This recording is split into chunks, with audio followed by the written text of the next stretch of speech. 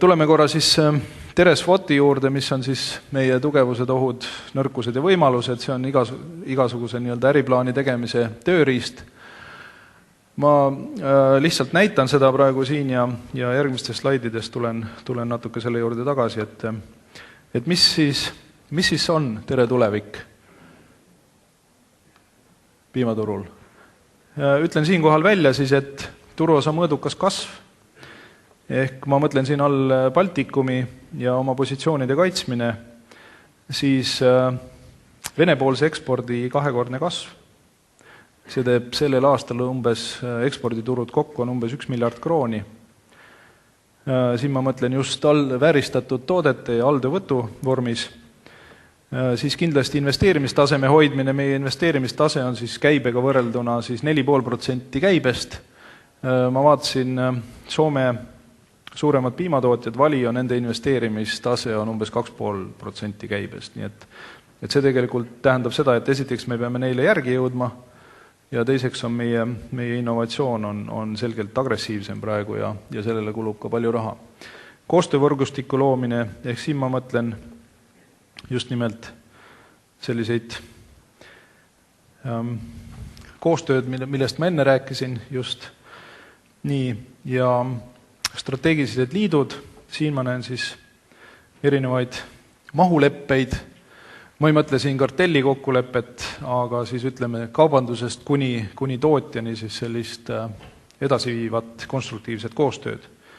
Ja muidugi siis Tere tulevik on ka äririskide juhtimine, see on hästi oluline eksport turgudel ehk igasugused riskikindlustused, finantseerimisstruktuurid ja hoolitsemine siis selle eest, et ütleme suur laenukoormus siis rasketel aegadel ei tõmbaks ettevõttele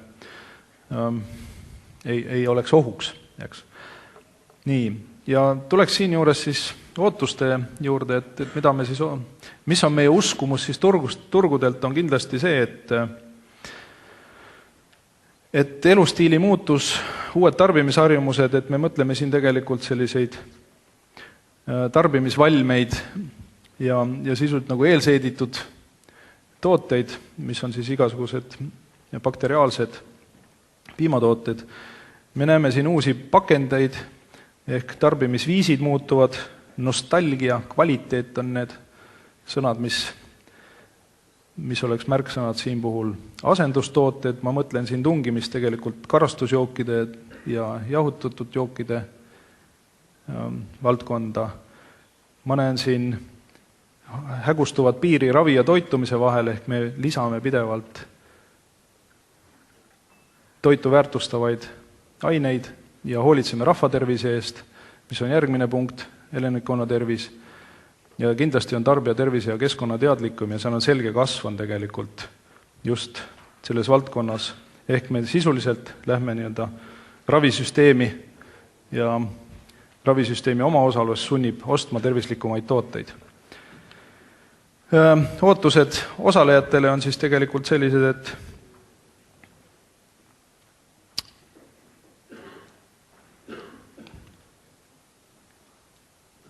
tootjate poolele siis tegelikult mahu kokkulepped. Riigi poolt siis eksporditurgude toetamine, pikaajalised võib-olla põllumajandusfinantseerimisinstrumendid. Kaupmeeste poolt muidugi ootaks seda, et jällegi need samad mahu kokkulepped, transpordi efektiivsus, koostöö promotsioonialal ja tarbijalt ootaks siis tegelikult, et tarbija lõpetaks sellised asjatud või mitte edasiviivad spekulatsioonid pidevalt piima hinna üle, sest piima hind on järginud sisendite hinna kasvu ja mingisugust ülikasumeid selles ahelas ei ole toodetud. Ja tootja panus oleks meie poolt siis maksimaalne kvaliteet, reageerimine, ettenägelikkus ja võib-olla siis eristumine, mida me puudutasime. Nii et meie jätkame investeerimist innovatsiooni, tootearendusse ja siin viimased märksõnad ehk strateegiline koostöö, see oleks siis ekspordisuutlikkus, jätkuv konsolideerimine, efektiivsus, mahu kokkulepped, kokkuhoid ja kaubandusfinantseerimine ehk kuidas maandan riskid, kuidas hoolitsen oma ostjate eest. Nii, ja siinkohal siis ütlen jälle tere, kuna meie majas muud sõna ei öelda, isegi lahkumise puhul öeldakse tere. Et jätan siinkohal vastamata, siin oli paar küsimust, et kus on hinnalagi. Hinnalage ei ole, eks, seda ütleb meile turg. Hoolitsen selle eest, mida saan mõjutada ja kuidas maandan riskid. Nii et tere tulemast! Ma kohe pöördun teie poole ja ootan küsimusi Veikole. Aga ma sissejuhatuseks küsin ise, nii kaua kui te mõelda saate, küsin selle küsimuse, et sina asusid Teresse tööle oktoobris, eelmise aasta oktoobris, et umbes samal ajal asusin mina tööle Farmplant Eestisse. Ja kui mina Farmplant Eestisse tööle asusin, siis esimene asi, mis mind kohe nagu, ütleme siis, kaasa haaras, oli tohutu ületähtaegsete maksete kasv just siis veisekasvatajate puhul. Ja nemad ütlesid meile, et noh, midagi pole teha, Tere ei maksa raha. Ja räägi mulle, Veiko, et kui sa läksid Teresse, mis siis seal tegelikult nagu toimus, sest ma tean ka seda, et aasta lõpuks meil tegelikult need ületähtaegsed taas langesid ja asjad said korda. Et mida sa seal nägid seal Teres, kui sa läksid oktoobris? No mina nägin sel ajal kõige suuremat ekspordi kasvu, ehk sisuliselt koos juhtkonna vahetusega võeti ju ette, tallati sisse see rada ja ekspordi kasv hõivas väga palju kapitali, sellepärast, et me pidime hoolitsema oma ostjate eest, andma neile piisavalt pikki maksetähtaegu, suurendama hüppeliselt tootmist, meil ei piisanud kohapealsest toormest, me pidime tooret sisse tooma, tooret sai sisse tuua, ütleme, meil olid mingisugused instrumendid ekspordi riskide kindlustamiseks, aga need piirkonnad, kust me sisse ossime, seal neid instrumente ei pakutud, nii et me olime suhteliselt nagu rasketes sellistes makseoludes, et sinna pidi nagu enne maksma oluliselt, töötlema, tarnima ja sealt tuli raha oluliselt hiljem tagasi. Eks. Ja see kasv oli, ütleme nii, et viimasel poolaastal umbes vist 400 miljoni krooni eest ainuüksi viimase 4 kuu jooksul. Nii, palun, teie küsimused. Kes see maksab pangalaenu? Palun, seal tagareas on üks käsi püsti. Saaks anda ka mikrofoni. Kohe tuleb teie juurde mikrofon. Tere! Tere! Osaühing Vändra Pärnumaa. Kas täna oleks võimalik teiega aastalepingut sõlmida fikseeritud hinnaga ja kas teil oleks nii, nagu täna on varmeplandi päev, et nagu väetised ja taimekaitse sügiseks ette, äkki saaks raha ka tähendab ette aasta lõpuni? Aitäh! Saab. Tähendab, siit tuli väga hea küsimus. Tegelikult me olemegi huvitatud sõlmima lepingutest, indekseerima või fikseerima hindu ja minu arust on see väga hea, et kõik seda kuulsid, et jah, saab küll. Ainult, et kui keegi minu asemel praegu Riiga sõidaks, kuhu ma pean kohe siit sõitma Eesti asja ajama, et siis me teeks selle asja ära, aga jah, kindlasti, et me oleme väga huvitatud praegu mahu kokkulepetest ja hinna kokkulepetest, sest me täpselt samamoodi, me ei spekuleeri siin, vaid teeme sarnaseid kokkuleppeid ka kaubandusega. Et see ongi see riskihaldus, ehk sul ei ole avatud positsioone, et kui sul on ühelt poolt nii-öelda tarneleping, hind on teada, teiselt poolt on müügileping, hind on teada, siis sa saadki tegeleda ainult oma selle põhitegevusega. See vähendab oluliselt meie mõlema poole riske. Veel küsimusi, palun? Ja raha saab ette, ma näen pankureid siin mitmeid. Pankurid annavad, et esimeses reas, siit saate raha.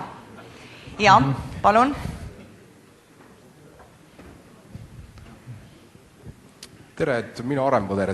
Mina küsiks ühesõnaga sellise küsimuse, et mul on väga hea meel, et Terel läheb nii hästi ja väljaspool Euroopa Liitu ka, et Venemaale. Et kuidas on Tere kaitsnud ennast selle Vene riski eest, et Venemaa kohta on ikkagi see ütlus, et ei ole küsimus, et kas nad sulle võlgu jäävad, et küsimus on ainult millal. Et kuidas Tere selleks valmis on ja mida on tehtud? Aitäh! Tere on kasutanud KredExi abi ja on ostnud KredEx kindlustuselt kindlustuskatte. laekumisriskide katmiseks. See maksab suurusjärk umbes 1% käibest ja on siis kõigile siin kättesaadav tegelikult.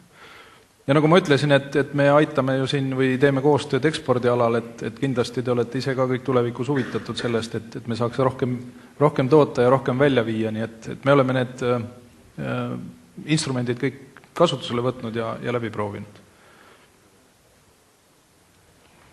Nad on olemas. Üks küsimus jõuab veel, ma arvan. Meie lähedal on suur Soome turg. Soomes on piimahind poole kõrgem kui meil. Soomes on kuskil circa 100 000 Eesti inimest töötab, et millal on see moment, kui on Eestis piima võimalik müüa ka teremärgi all näiteks Soome turgudele?